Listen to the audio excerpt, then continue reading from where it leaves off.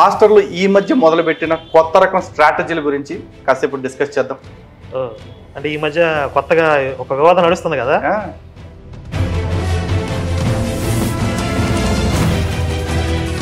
సినిమాలో ఈ స్టీఫెన్, అదేవిధంగా Pulivarthi Subbarayudu episode mind blowing. నిజంగా అంటే అన్నం తింటున్న ప్రతి ఒక్కడు కూడా దానికి కనెక్ట్ అవుతాడు. విజువల్గా నా ఇమాజినేషన్లో దాన్ని స్పెషల్గా షూటింగ్ చేయాలనుకున్నా.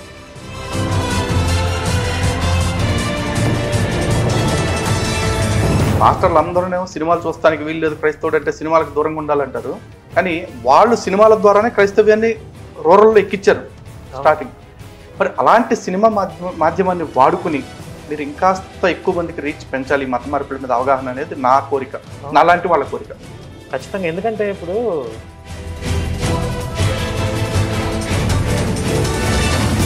పాస్టర్లు అందరూ తెగ తీసుకేసుకుంటూ ఉంటారు షార్ట్ ఫిల్మ్ రాగానే.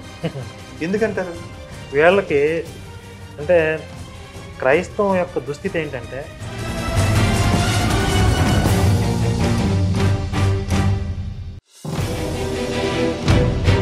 నాకు ఆ దేవుడిని నమ్మకపోయినా మీ మీద గౌరవంతో నేను జై శ్రీరామ్ అని చెప్తున్నా అని చెప్పేసి విజయప్రసాద్ రెడ్డి అని.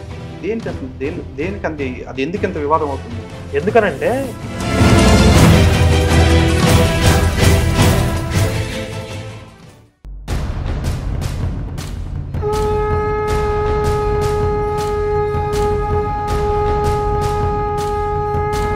హిందూ బంధువులందరికీ జై శ్రీరామ్. ఈరోజు మనతో పాటు ఉన్నారు శివశక్తి వ్యవస్థాపక అధ్యక్షులు శ్రీ కరుణాకర్ సుగుణ గారు. ఈరోజు ఆయనతో మాట్లాడుతూ మిషన్ ఇండియా ఇంపాసిబుల్ సినిమా గురించి, అదేవిధంగా పాస్టర్లు ఈ మధ్య మొదలుపెట్టిన కొత్త రకం స్ట్రాటజీల గురించి కాసేపు డిస్కస్ చేద్దాం. నమస్కారం అండి. నమస్తే. జై శ్రీరామ్. జై శ్రీరామ్. ఇంతవరకు చాలా మనకి, మనం కూడా ఏమన్నా డ్రామాలు మొదలెడదామా? ప్రైజ్ దిలా డ్రామాలు ఏమన్నా? అంటే ఈ మధ్య కొత్తగా ఒక వివాదం నడుస్తుంది కదా. అంటే ఏంటి దాని వెనకాల ఉన్న స్ట్రాటజీ ఏమై ఉంటుందని మీ ఉద్దేశం? నాకైతే ఖచ్చితంగా అది ఒక విష ప్రయత్నం అనే అర్థమవుతుంది. అయితే ముందు మన సినిమా టాపిక్ అయిపోయిన తర్వాత దాని టాపిక్లోకి వద్దామండి సీరియస్గా. ఎందుకంటే ఈ టాపిక్ ముందు ఎందుకు టచ్ చేశానంటే లాస్ట్లో దీనికి సంబంధించి సీరియస్ డిస్కషన్ ఉంటుందని మన వాళ్ళకి తెలియాలి కాబట్టి. ఓకే. పోతే ఫస్ట్ ఆఫ్ ఆల్ కంగ్రాచులేషన్స్ అండి. Cinema super super super success అయింది. Thank you. నిజంగా కూడా చాలా బాగుంది. కాకపోతే ఒక చిన్న అసంతృప్తి మాత్రం మిగిలిపోయిందండి. ఏంటి? రహదారి మాత ఏం చేస్తుంది? సగమే చెప్పొద్దులేరు అనిపించింది నాకు. ఎందుకో ఏం చేస్తుంది అసలు, ఏం చెప్పాలనుకున్నారు రహదారి గురించి? ఈ రహదారి మాత అనేది ట్రైలర్ దగ్గర హైలైట్ అయింది బాగా. అయితే ఫుల్ సినిమా వచ్చిన తర్వాత రహదారి మాత గురించి పెద్దగా మాట్లాడాల. ఇది మన సక్సెస్. అవును. ఎందుకనంటే ట్రైలర్లో మనం పెద్దగా కాన్సెప్ట్ గురించి, అందులో చెప్పదలుచుకున్న విషయం గురించి పెద్దగా రివీల్ చేయలేదు. ఏదో వినటానికి, సరదాగా నవ్వుకోవటానికి, అరే భలేగా ఉందే అని అనుకోవడానికి ఉన్నటువంటి ఒకే ఒక డైలాగ్ రహదారి మాత్రం పట్టుకున్నారు. అది ఎంటర్టైన్మెంట్కి అందరూ దాని గురించే కామెంట్లు ఉన్నాయి విపరీతంగా. కానీ ఫుల్ సినిమా వచ్చిన తర్వాత మీరు కామెంట్లు చూస్తే క్లైమాక్స్ గురించి, ఇందులో చెప్పిన కంటెంట్ గురించి, అందులో ఉన్న డైలాగ్స్ గురించి, ఆ డెప్త్ గురించి మాట్లాడుతున్నారు. అందరికీ కన్నీళ్ళు వచ్చేసాయని చెప్పి, హృదయానికి హత్తుకుంది అని చెప్పి రకరకాలుగా మాట్లాడతారు. అంటే రహదారి మాత అనే పక్కకి వెళ్ళిపోయింది. అవును. ఇది మన సక్సెస్. ఇప్పుడు ఫుల్ సినిమా వచ్చిన తర్వాత కూడా రహదారి మాత గురించి మాట్లాడుకున్నారు అనుకోండి, సినిమా ఎక్కలేదని అర్థం. ఓకే. అయితే నిజంగా కూడా సినిమాలో ఈ స్టీఫెన్, అదేవిధంగా Pulivarthi Subbarayudu episode mind blowing. నిజంగా అంటే అన్నం తింటున్న ప్రతి ఒక్కడు కూడా దానికి కనెక్ట్ అవుతాడు. పొద్దు నుంచి సాయంత్రం దాకా దశమ భాగాలు తినేవాడు, లేకపోతే ఇంకా దరిద్ర భాగాలు తినేవాడు ఎవడని ఉంటే అడిగి ఎప్పటికీ కనెక్ట్ అవుతుంది. అండ్ నిజంగా ఆ థాట్కి మెచ్చుకోవాలి. ఫస్ట్ ఆఫ్ ఆల్ నా ఇమాజినేషన్ మీకు ఇన్స్పిరేషన్ ఏంటి? దానికి ఇన్స్పిరేషన్ అంటే ఇప్పుడు మనం చదువుతూ ఉన్నాం కదా, చాలా చరిత్ర తెలుసుకుంటూ ఉన్నాం. అలాంటి క్యారెక్టర్లు పూర్వం మన పూర్వీకుల్లో చాలామంది ఉండే ఉంటారు. అయితే నేను దాన్ని అసలు విజువల్గా నా ఇమాజినేషన్లో దాన్ని స్పెషల్గా షూటింగ్ చేయాలనుకున్నా. ఏదో చిన్న సినిమా క్లిప్ పెట్టాం కానీ అసలు నేను అనుకున్న రేంజ్లో కనుక అది షూట్ చేస్తే అందరూ సినిమా చూడటం ఆపేసి అక్కడే కూర్చొని ఏడుస్తారు. ఓకే. అంటే బడ్జెట్ లేకనా, లేకపోతే వేరే కారణాల చేత మీరు అనుకున్నట్టు అది క్రియేట్ చేయడం, దానికోసమే చాలా బడ్జెట్ పెట్టాలి. ఓకే. ఇప్పుడు ఆ రోజుల్లోకి వెళ్ళి ఆ యుద్ధ వాతావరణం కానీ, ఆ అట్మాస్ఫియర్ క్రియేట్ చేయడం కానీ, అదంతా కొంచెం బడ్జెట్, కొంచెం సీజీ వర్క్ కూడా బాగా అవసరం పడుతుంది. కాబట్టి అంత ఖర్చు పెట్టలేక ప్రస్తుతానికి అంత సింపుల్గా మేనేజ్ చేసాం. బట్ యాక్చువల్లీ సినిమా చూసిన చాలా మంది యునానిమస్ టాక్అవుట్ చెప్పారు. అయితే ఫస్ట్ చెప్పింది అయితే నేను ఎప్పుడు ఫీచర్ ఫిల్మ్ ఎప్పుడు అవును అవును ఆ ఫీచర్ ఫిల్మ్ ప్లాన్ ఉందా? ఫుల్ లెంత్ సినిమా తీసే ప్లాన్ ఏమన్నా? అంటే ఈ సినిమా వచ్చిన తర్వాత నాకు కూడా కాన్ఫిడెన్స్ వచ్చింది, మనం సినిమా చేయగలం, మా అందరికీ కాన్ఫిడెన్స్ వచ్చింది, ఫుల్ లెంగ్త్ సినిమా చేయగలం అని చెప్పి నాతో పాటు చూసిన వాళ్ళకి కూడా కాన్ఫిడెన్స్ వచ్చింది. కాబట్టి ఇది సాకారం అవుతుంది అని అనిపిస్తుంది నాకు కూడా. అవ్వాలండి ఖచ్చితంగా. ఎందుకంటే మత మార్పిడి గురించి శివశక్తి ఇప్పటికీ దాదాపు చాలా షార్ట్ ఫిల్మ్స్ చేశారు. అవన్నీ ఒక లెవెల్ అయితే ఈ మిషన్ ఇండియా ఇంపాసిబుల్ అనేది నెక్స్ట్ లెవెల్. ఈ సినిమా చూసిన తర్వాత ఆల్మోస్ట్ అందరికీ వస్తున్న ఆలోచన ఏంటంటే దీని గురించి యూట్యూబ్లో షార్ట్ ఫిల్మ్లో మాట్లాడుకోవటం కాదు, ప్రతి సినిమా ప్రేక్షకుడికి మాట్లాడుకోవాలి, తెలియాలి కూడా. ఎందుకంటే కరుణామయుడు, దయామయుడు, రాజాదిరాజు అంటూ వాళ్ళు సినిమాలు తీశారు. పాస్టర్లు అందరూనేమో సినిమాలు చూస్తానికి వీలు లేదు, క్రైస్తవుడు అంటే సినిమాలకు దూరంగా ఉండాలంటారు. కానీ వాళ్ళు సినిమాల ద్వారానే క్రైస్తవ్యాన్ని రూరల్లో ఎక్కించారు స్టార్టింగ్.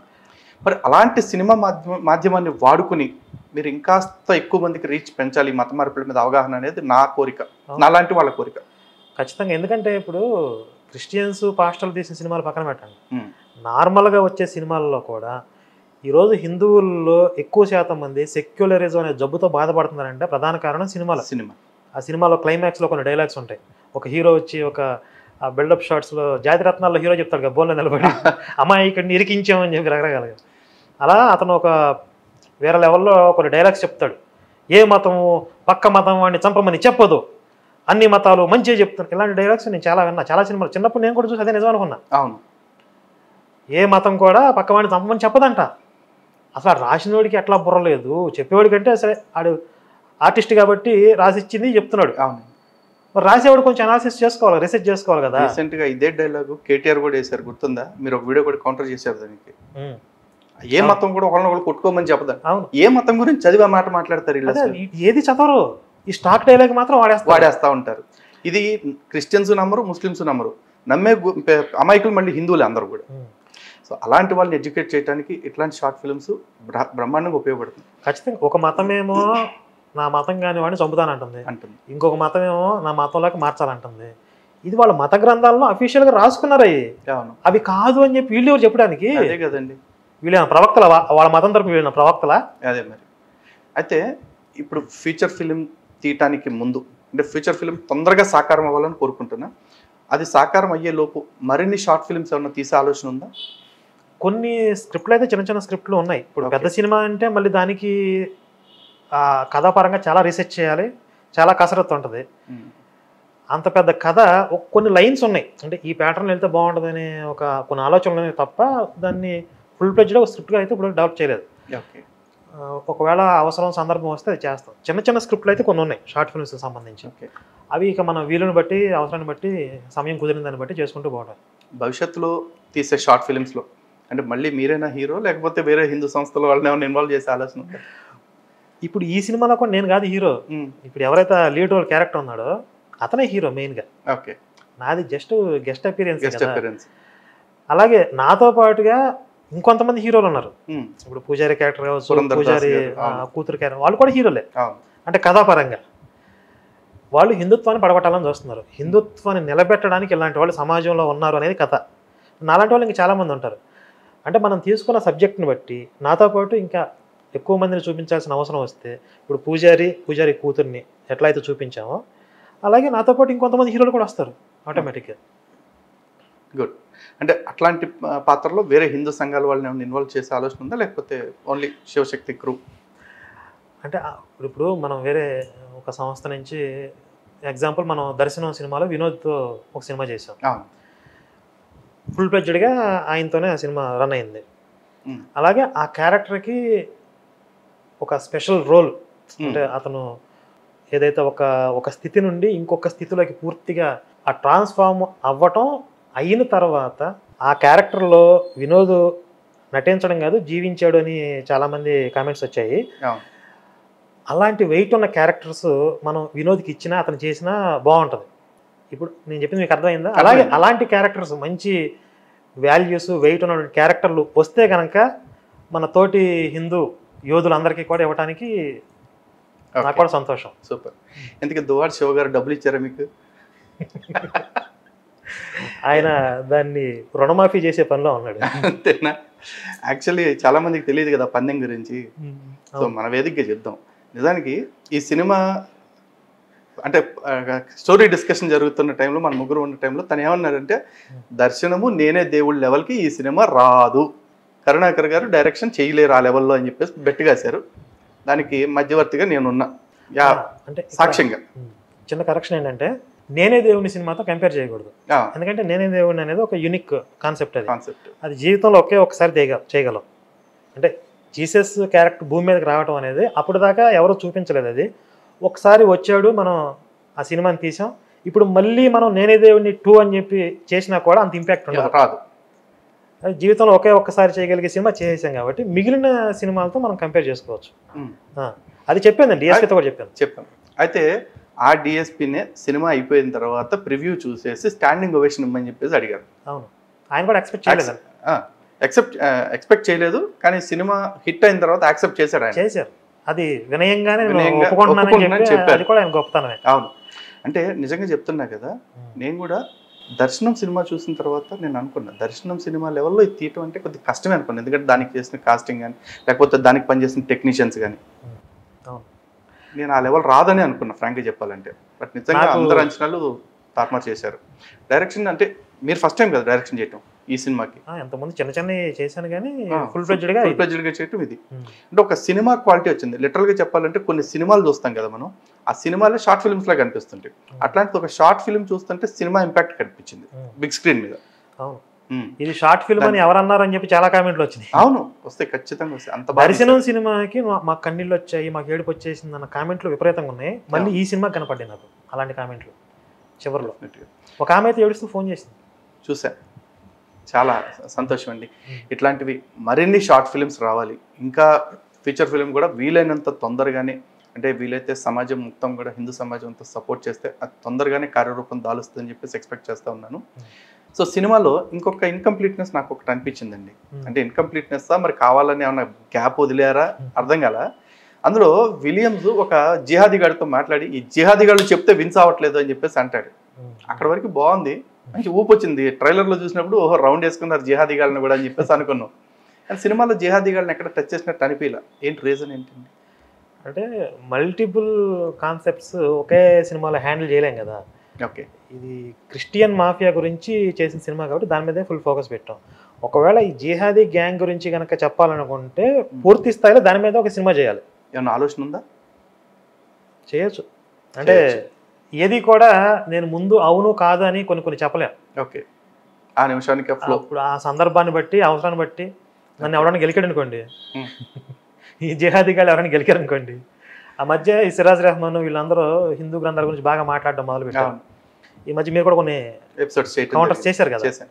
ఇప్పుడు అలాంటి వాళ్ళు తగిలారు అనుకోండి, నాకు వీళ్ళు మన దాన్ని కావాలని కెలుకుతున్నారు అని మనకి అదన్నా అనిపించింది అనుకోండి, మనం కూడా సమాధానం చెప్పాలి గట్టిగా అని అనిపిస్తుంది కదా. అప్పుడు ఆ సమాధానం సినిమా రూపంలో రావచ్చు. నిజానికి నేనే దేవుడిని చూసినా, లేకపోతే ఇప్పుడు ఈ సినిమా చూసినా, మధ్యలో వచ్చిన షార్ట్ ఫిల్మ్స్ చూసినా ఎక్కడ కూడా మీరు పాస్టర్స్ ద్వారా మోసపోతున్న క్రైస్తవుల్ని టార్గెట్ చేసుకుని వాళ్ళని రక్షించే ప్రయత్నం చేస్తున్నారు. కానీ యేసుని నేరుగా ఎక్కడ కూడా విమర్శించడం కానీ దూషించడం కానీ చేయలేదు. అగౌరవంగా ఎక్కడ చేయలే, కించపరచడం లేదు, ఏం చేయలేదు. కానీ పాస్టర్లు అందరూ తెగ పిసికేసుకుంటూ ఉంటారు షార్ట్ ఫిల్మ్ రాగానే.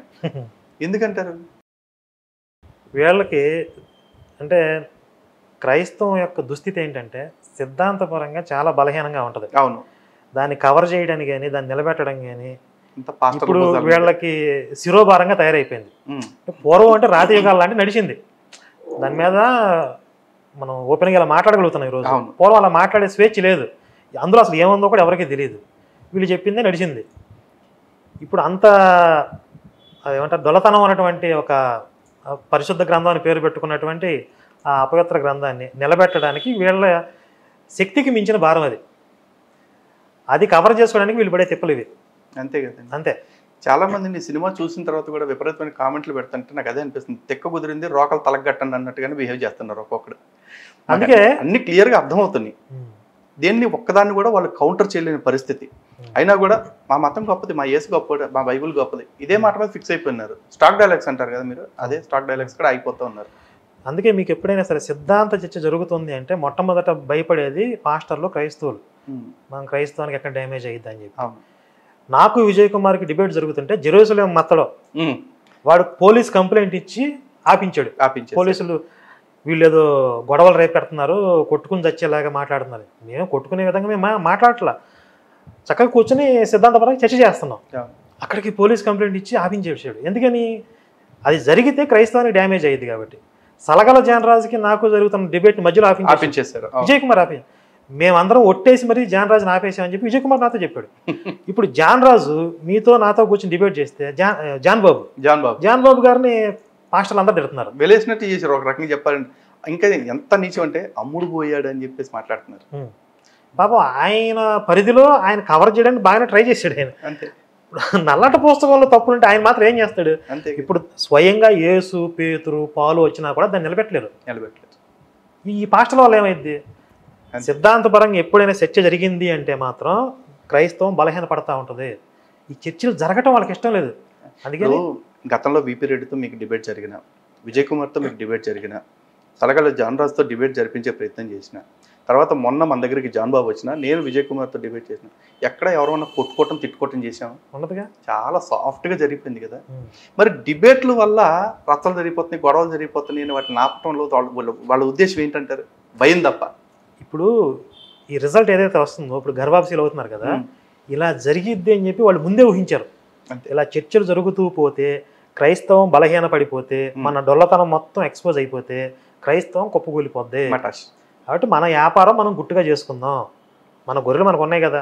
అందుకని కార్పొరేట్ పాస్టర్లు ఉన్నారు, వాళ్ళు ఎవ్వరు అసలు మాట్లాడరు. చూడండి, అంతే. ఇప్పుడు నేను చాలాసార్లు, వందల సార్లు చేసిన ఛాలెంజ్ ఏంటంటే, నువ్వు మా క్రైస్తవం మీద బురద జల్లుతున్నావు అంటున్నారు కదా. ఒక్క విషయం, ఇప్పుడు బైబిల్ తరగతులు కానీ, రాసిన పుస్తకాల్లో కానీ, నేను మాట్లాడే విషయాల్లో కానీ బైబిల్ సత్యం రుజువు చేయండి రా. మొత్తం ఆఫీసు, ఆర్గనైజేషన్ మూసేసి వెళ్ళిపోతానని చెప్తున్నాగా. ఇంకా అసలు మా ఆఫీసు మీ పేరు మీద రాసేస్తాం, మీ క్రిస్టియానిటీకో మీ సంస్థకో ఇచ్చేసేస్తాం, మేము పనిచేయాల్సిన అవసరమే లేదు, మీరు సత్యం రుజువు చేయండి అంటున్నాం. మరి ఎంతమంది పాస్టర్లు, మేధో వర్గం వీళ్ళందరూ ఉన్నారు కదా, మా వాళ్ళని మోసం చేసి గర్భాప్సీలు చేసేస్తున్నారని బాధపడే బదులు వచ్చి నన్ను లేకపోతే మీ ముందు కూర్చుని అదే సత్యం రుజువు చేయొచ్చు కదా. ఒక ఆయన పెద్ద మనసుతో వచ్చి మాట్లాడే ప్రయత్నం చేస్తేనే ఆయన్ని మనని కలిపి తడుతున్నారు. ఈ విచిత్రం నాకు అర్థం కాదండి. ఇంకొకటి, మీరు ఇప్పుడు టాపిక్ వచ్చింది కాబట్టి అడుగుతున్నా, చాలామంది క్రైస్తవులను చూసా, వాళ్ళు ఏమంటారు, కరుణాకర్ గడికి బైబుల్ రాదు, లలిత గడికి బైబుల్ తెలియదు, ఇదే మాటలు మాట్లాడతారు. సరే, మనకు బాగా బైబుల్ తెలియదు. ఇప్పుడు పాస్టర్లు అందరికీ బైబుల్ తెలిసిన ఒప్పుకుంటారా? వీళ్ళు ఒప్పుకోరుగా. వాడే తెలియదు వీడు అంటాడు, వీడు తెలియదు వాడు అంటాడు కదా. విజయప్రసాద్ రెడ్డి నిన్న జై శ్రీరామ్ క్రియేటివ్లో మాట్లాడితే, విజయప్రసాద్ రెడ్డికి వాక్యం తెలియదు, అతను తప్పుడు ప్రచారకుడు అని చెప్పేసి వీళ్ళందరూ లైవ్లు పెడుతున్నారు. పొద్దున విపి రెడ్డి లైవ్ ఏంటంటే, వీళ్ళు ఎవరికి బైబిల్ తెలియదు కాబట్టి నన్ను విమర్శిస్తున్నారు అంటాడు. వీళ్ళందరూ కలిపి రంజిత్ తోఫ్రీ విషయం వచ్చినప్పుడు రంజిత్ తోఫ్రీకి బైబిల్ తెలియదు, అందుకే వాక్యాన్ని వక్రీకరిస్తున్నాడు అని చెప్పేసి చెప్తారు. రంజిత్ తోఫ్రీ ఏమంటాడు, నేను మాత్రమే అపోస్తులుని, నాకు తెలిసినట్టు వీళ్ళు ఎవరికి బైబిల్ తెలియదు అంటాడు. వీళ్ళందరూ కూర్చొని తగులుకొని మన ఇద్దరికి సర్టిఫికెట్లు ఇస్తుంటారు, నాకు బైబిల్ రాదని చెప్పేసి. సరే, ఇప్పుడు నేను క్రైస్తవుల తరఫున ఒక క్వశ్చన్ అడగాలనుకుంటున్నాను. మీరు శివశక్తి అని ఒక హిందూ సంస్థ పెట్టుకున్నారు. హిందుత్వం గురించి ఒక్క సినిమా కూడా తీయట్లేదు అసలు. అన్ని ఎప్పుడు చూసినా క్రైస్తవుల మీద టార్గెట్ చేసి సినిమా తీస్తున్నారు. క్రైస్తవుల మీద కాదు, క్రిస్టియానిటీ మీద, క్రైస్తవ మాఫియా మీద. క్రైస్తవ మాఫియాని టార్గెట్ చేస్తున్నారు. ఏ హిందువులు ఎవరు లేరా? హిందుత్వంలో గొప్పతనం లేదా మనం చెప్పుకోవటానికి? ఇప్పుడు ఒక పోలీస్ డిపార్ట్మెంట్ ఉందనుకోండి, వాళ్ళు దొంగలనే పట్టుకుంటారు, క్రిమినల్స్ని పట్టుకుంటారు. నువ్వు సమాజంలో శాంతి భద్రతలు కాపాడుతానంటున్నావు, వచ్చి మా మీద పడుతున్నావు ఏంటి అని దొంగలు అన్నారనుకోండి, అర్థం ఉండదు కదా. శాంతి భద్రత కాపాడటం అంటే దొంగలు పట్టుకోవటమే, క్రిమినల్స్ని పట్టుకోవటమే. అలాగే హిందుత్వాన్ని రక్షించడం అంటే మా హిందుత్వం మీద దాడి చేస్తున్నట్టు ఆ దుష్ట శక్తులను ఎదుర్కోవటం అంతే. అలాగే ఇప్పుడు మనకి ఈ మధ్య ఎయిడ్స్ గురించి బాగా ప్రచారం చేశారు. దాని గురించి షార్ట్ ఫిల్మ్స్ కానీ, యాడ్స్ కానీ ప్రభుత్వమే కొన్ని ప్రకటనలు ఇప్పించింది. అవును. ఇప్పుడు ఎయిడ్స్ వ్యాధి వచ్చి నిన్ను ప్రజలు ఎందుకు ఎన్నుకున్నారు, నువ్వు పరిపాలన చేయాలి కానీ నా గురించి ప్రచారం చేస్తున్నావేంటి అని ఎయిడ్స్ వ్యాధి వచ్చి ప్రశ్నించింది అనుకోండి, అంతే. ఎలా ఉంటుంది? వీళ్ళు అడిగేది అలాగే ఉంది నాకు. కరెక్ట్ అండి.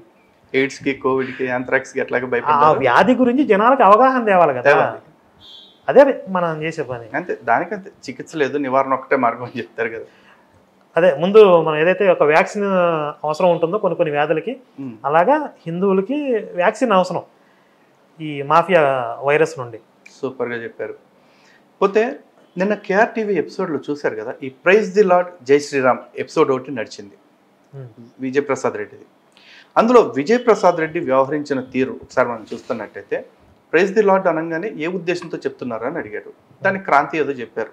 సరే, అంతే గౌరవంతో, నాకు ఆ దేవుడిని నమ్మకపోయినా మీ మీద గౌరవంతో నేను జై శ్రీరామ్ అని చెప్తున్నా అని చెప్పేసి విజయ్ ప్రసాద్ రెడ్డి అన్నారు. దేనికి అసలు దేనికి అది ఎందుకు ఎంత వివాదం అవుతుంది అంటే, చాలా మంది పాస్టర్లు దాన్ని విభేదిస్తున్నారు కదా. విజయ్ ప్రసాద్ రెడ్డి వ్యూహం ఏమై ఉంటుంది ఇక్కడ? విపి రెడ్డి గారి స్ట్రాటజీనే చాలా డేంజరస్ హిందువులకి.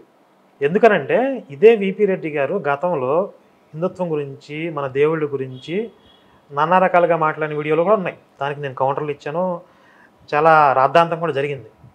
అయితే క్రమక్రమంగా ఏమవుతుంది, ఆటోమేటిక్గా ఇంతకుముందు మనం మాట్లాడుకున్నట్లుగా క్రైస్తవం బలహీనపడింది. అదొకటి. రెండోది, హిందువుల్లో పాస్టర్లు అంటే ఇలాగా ఉంటారా, ఇంత దారుణంగా మాట్లాడతారా అని ఒక అసహనం పెరుగుతుంది. అది ఆయన ఒక హిందూ కమ్యూనిటీని వచ్చాడు కాబట్టి అది బాగా తెలుస్తుంది ఆయనకి. ఆయన చుట్టుపక్కల ఉన్నటువంటి రిలేటివ్స్ కానీ, వాళ్ళ ఫ్రెండ్ సర్కిల్లో కానీ ఈయన మీద కొంచెం వ్యతిరేకత పెరగటం లాంటివి అన్నీ ఫేస్ చేశాడు. బహుశా మనం ఎట్లా యాంటీగా వెళ్తే పని అవ్వదు, మనం కొంచెం సయోధ్యగానే వెళ్ళాలి. అంటే కొంత గ్రిప్ వచ్చేదాకా, వాళ్ళ పాపులారిటీ పెరిగేదాకా, వాళ్ళ స్ట్రెంగ్త్ పెరిగేదాకా,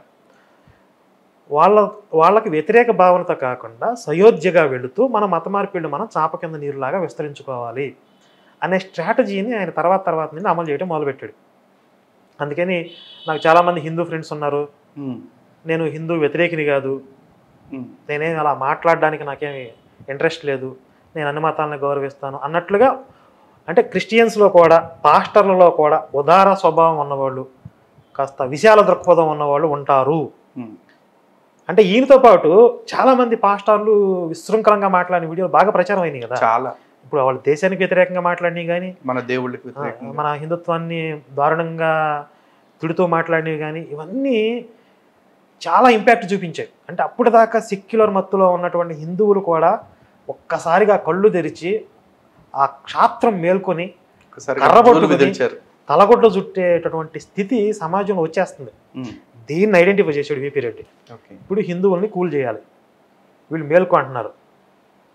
క్రిస్టియానిటీ, పాస్టర్లు, ఈ మాఫియా హిందుత్వానికి థ్రెట్ అని చెప్పి వాళ్ళు ఫీల్ అవుతున్నారు. అందుకని వాళ్ళు ఓవర్ యాక్టివ్ అయిపోతున్నారు. వాళ్ళని మనం సప్రెస్ చేయాలంటే మేమేమి మిమ్మల్ని వ్యతిరేకంగా చూడలేదు, మేము కూడా చేసినామంటాం అనే స్ట్రాటజీతో ఆయన మాట్లాడాడు అనేది నా ఒపీనియన్. ఏముందండి, ఫ్యాక్ట్ అది. ఎందుకంటే ఈరోజు చాలామంది హిందువులే అనుకుంటూ ఉంటారు, ఏ కర్ణాకర్కి వెళ్తే మరి ఇట్లాంటి వాళ్ళకి ఏం పని పట్టలేదు, దాకా క్రిస్టియన్స్ తిడుతున్నారు, వాళ్ళు చూడండి చక్కగా జై శ్రీరామ్ అంటే జై శ్రీరామ్ అంటున్నారు, హిందూ దేవుళ్ళను పొగుడుతూ ఉంటారు. నేను ఇంకా వీడియో పూర్తిగా చూడలేదు. అంటే శ్రీరాముడి మీద నాకు అంత ఇష్టం, గౌరవం లేకపోయినా మీ మీద గౌరవంతో నేను జై శ్రీరామ్ అంటాను అని అన్నాడు కదా. అవును. మరి అదే క్రాంతి గారి మీద గౌరవంతో రామాలయానికి వచ్చి దండం పెడతాడా? అది కూడా చేయమని, అది కూడా చేస్తారా? మరి చేయాలి కదా, మనిషి మీద గౌరవం. మరి అంటే ఎదుటి వ్యక్తి మీద ఉన్నటువంటి నీ గౌరవాన్ని బట్టి నీ విశ్వాసం మారిపోయిద్దా? మారదు కదా. నిజమే, మీరు అంటే డౌట్ వస్తుంది. ఇప్పుడు క్రాంతినో లేకపోతే మనము వాళ్ళ మీద గౌరవంతో వెళ్ళి 1 గంట 2 గంటలు చర్చిలో ప్రార్థన చేసి వస్తామండి. పాస్టర్ మన దగ్గరికి వచ్చి ఒక పూట సత్యనారాయణ స్వామి వ్రతం, సీతారాం కళ్యాణం చేయించుకుంటాడు, అప్పుడు ఉదార స్వభావం అనుకోవచ్చు. దేవాలయానికి కూడా వచ్చాడు, రాముడి ముందు కూర్చున్నాడు, నమస్కరించాడు. సో ఇది హిందువులు ఆలోచించాలి. యాక్చువల్లీ ఊరికే పెదాల్లో నుంచి అనమన్నాడు కదా నీ మీద గౌరవంతో అనేసాను అనగానే పాస్టర్లు అందరూ చెడ్డోళ్ళు కదండి, కొంతమంది ఉంటారండి మంచోళ్ళు అని చెప్పేసి మాట్లాడు. ఇప్పుడు అలా అయితే మన సన్నాసులు చాలా మంది, అంటే పొలిటీషియన్స్, సెలబ్రిటీలు చాలా మంది వెళ్ళి ఇలా ఇలా ఇలా అనుకుంటే అక్కడికి వెళ్ళి పెట్టుకుంటారు. మరి మన వాళ్ళు ఎంత ఉదార స్వభావాలు అట్లా అనుకుంటే. అవును. ఇప్పుడు విపి రెడ్డి గారు జస్ట్ జై శ్రీరామ్ అంటేనే అబ్బా క్రైస్తవులు ఎంత ఉన్నత భావాలు ఉన్నవాళ్ళు అని అనుకుంటుంటే, మరి మన వాళ్ళు చేసేది ఏమనుకోవాలి అప్పుడు? అవును. ఇంకొక ప్రశ్న అండి చివరిగా, క్షేత్ర ఎంతవరకు వచ్చింది? చాలా రోజులైంది కదా అనౌన్స్ చేసి.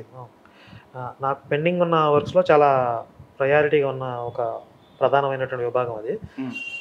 ఆ మధ్య మనం ఇది రాముడికి కృష్ణుడికి చట్టబద్ధంగా జాతీయ గౌరవ హోదా కల్పించడం అనే విషయం మీద మనం ఢిల్లీలో పోరాటం చేసి, దానికి రిలేటెడ్గా నేను ఈ క్షేత్ర వర్క్ని ప్లాన్ చేస్తున్నాను అనమాట. ఓకే.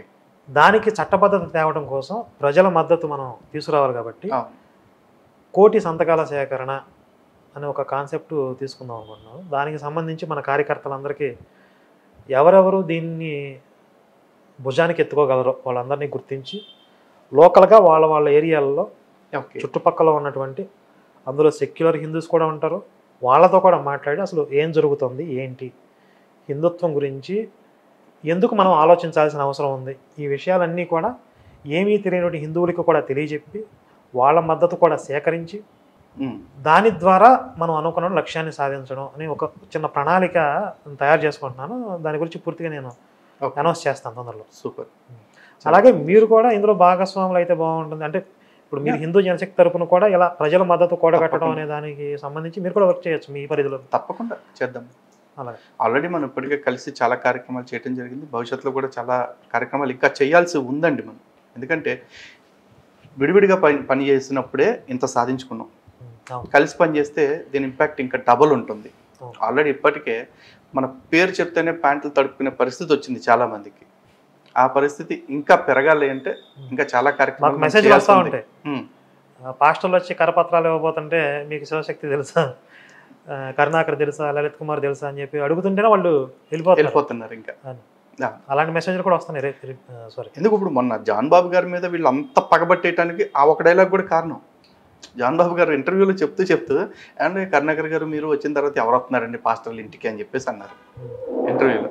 ఆ ఒక్క డైలాగ్ను బట్టేసుకుని అసలు కరుణాకరాలు వచ్చిన తర్వాత ప్రచారాలు ఎక్కడ ఆగినాయి, పెరిగిపోయినాయి ఇంకా అని చెప్పేసి తప్పుడు ప్రచారాలు చేసుకుంటే వీడియోలు పెడుతున్నారు. ఈ క్రైస్తవులు పెరిగినాయి అని చెప్తున్నారు. పెరగాలి, పెరగాల్సిన అవసరం, మనం ఇంకా పెంచాలి వాళ్ళు అంత కాన్ఫిడెంట్ ఉన్నప్పుడు. సో ఆ పెంచడం కోసం ఎవరి శక్తి మేరకు వాళ్ళు పనిచేద్దాం, మన ఇద్దరం కలిపి పనిచేస్తామని ఆల్రెడీ ఇప్పటికే జనాలకి చాలాసార్లు మన పని ద్వారా సందేశం ఇచ్చాం. మరొకసారి ఇంటర్వ్యూ ద్వారా కూడా మళ్ళీ ఇదే సందేశం ఇస్తున్నాం. హిందూ జనశక్తి, శివశక్తి, కరుణాకర్ గారు, లలిత్ కుమార్ మేమిద్దరం కూడా మా శక్తికి మించి ఈ మత మార్పిడి మాఫియాని కట్టడి చేయడానికి మా వంతు ప్రయత్నం మేము చేస్తున్నాం. అలాగే భవిష్యత్తులో శివశక్తి నుంచి మరిన్ని షార్ట్ ఫిలిమ్స్, అతి తొందరగా ఫీచర్ ఫిలిం కూడా రావాలని మనస్ఫూర్తిగా కోరుకుంటున్నాం. క్లోజ్ చేసే ముందు పాస్టర్లతో మళ్ళీ డిబేట్స్ ఏమైనా ఉన్నాయా ఇప్పట్లో? ఎవరు రావట్లేదు, ఎదురు చూస్తున్నాను నేను. నాది అదే పెద్ద తలనొప్పి అయిపోయిందండి. ఎవరికాళ్ళు తొడగొడతా ఉంటారు, దమ్ముంటే చర్చ చేయి అంటూ ఉంటారు. సరే రండి బాబు మాట్లాడుకుందాం అంటే మా బైబిల్ మీద కాదు మీ హిందూ గ్రంథాల మీద చర్చ చేద్దాం రండి అంటారు. మన హిందూ గ్రంథాల మీద చర్చ చేయడానికి తర్వాత సంగతి, ముందు నీ బైబిల్ కదా కొంపలమ్మడి తిరుగుతుంది, దాని మీద మాట్లాడదాం రండి అంటే ఎవరు రావట్లేదు. చేద్దాం. మనం ఏమంటున్నాం అంటే మీరు ముందు క్రైస్తవం సత్యమా అసత్యం తేల్చేసేస్తే, సత్యం అని మీరు రుజువు చేస్తే అసలు హిందుత్వం అసత్యం ఆటోమేటిక్ దాని చర్చ అవసరం లేదు. ఇది అసత్యం రుజువు అయితే అప్పుడు హిందుత్వం దగ్గరికి వెళ్దాం, అది కూడా సత్యం కాదో చూద్దాం. అంతే, అసలు అవసరం లేదు నిజానికి. ఎందుకంటే మనం వెళ్ళి వాళ్ళ కొంపలో దూరట్లేదు. ఇప్పుడు ఒకటండి, ఒక ప్రోడక్ట్ ఉంది మనం వాడుతున్నాం, ఒక 10 ఏళ్ళ నుంచి వాడుతున్నాం, we are very happy and satisfied with that product. ఎవడో వచ్చి సేమ్ పర్పస్ని ఫుల్ఫిల్ చేసి ఇంకో ప్రోడక్ట్ తీసుకొచ్చి నువ్వు 10 ఏళ్ళ నుంచి వాడుతున్న దానికంటే ఇది మంచిది అని చెప్పి చూపించాడు. ఇప్పుడు ఎవడికి నిరూపించాలి? అవును, తీసుకొచ్చాడు. ఆ కొత్త ప్రోడక్ట్ అమ్మటానికి తెచ్చిన ఎవడైతే ఉన్నాడో వాడు మనకి నిరూపించాలి నీ పాత ప్రోడక్ట్ కంటే ఇది బెటర్ది అని చెప్పేసి. Simple logic. అసలు ఆ మాత్రం లాజిక్ ఉంటే వాళ్ళు గొర్రెలు ఎందుకంటాం మనం?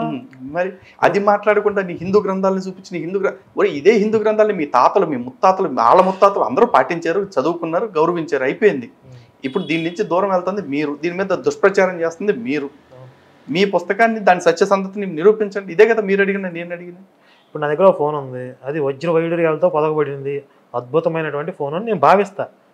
అది నా రైటు, లేకపోతే నా ఇష్టం, నా విశ్వాసం. దాన్ని ప్రశ్నించడానికి ఎవరికి రైట్స్ లేవు. ఎప్పుడైతే ఇది వజ్ర వైడూర్యాలతో పొదగబడింది, దీన్ని నువ్వు కూడా కొనాలి అని చెప్పి మీ దగ్గరికి తీసుకొస్తానో అప్పుడు మీకు ప్రశ్నించే రైట్స్ వస్తాయి. ఖచ్చితంగా వస్తాయి. ఇప్పుడు వాళ్ళ మతాన్ని పట్టుకొచ్చి మన నెత్తి మీద పెట్టడానికి చూస్తున్నారు వాళ్ళు. ఎగ్జాక్ట్లీ, ఖచ్చితంగా ఆటోమేటిక్ ప్రశ్నిస్తాం. సూపర్ అండి. అలాగే హిందూ జనశక్తి ఛానల్ ప్రేక్షకులందరికీ, అదేవిధంగా ఈ వీడియో చూస్తున్న ప్రతి ఒక్కళ్ళకి కూడా చేసే విజ్ఞప్తి ఏంటంటే, శివశక్తి యూట్యూబ్ ఛానల్లో మిషన్ ఇండియా ఇంపాసిబుల్ సినిమా ఉంది. ప్రతి ఒక్కళ్ళు చూడండి, వీలైనంత ఎక్కువ మందికి ఈ సినిమాని చూపించండి. ఈ మత మార్పిడి మాఫియా నుంచి అమాయకుల్ని కాపాడండి, తద్వారా భారతదేశాన్ని రక్షించండి. ఎక్స్పెక్టెడ్ తొందరగానే ఫీచర్ ఫిల్మ్ రావాలి, అందరం కలిపి యాక్ట్ చేయాలి దానిలో అని చెప్పి మనస్ఫూర్తిగా కోరుకుంటున్నా. Thank you so much Karunakar గారు. అలాగే ప్రతి ఒక్కళ్ళు కూడా ఈ మత మార్పిడి మాఫియా కుట్రల్ని గమనించండి. హిందూ జనశక్తి, శివశక్తి యూట్యూబ్ ఛానల్స్ని వీలైనంత ఎక్కువ మందితో సబ్స్క్రైబ్ చేయించండి, వాళ్ళందరూ ఫాలో అయ్యేలాగా చేయండి.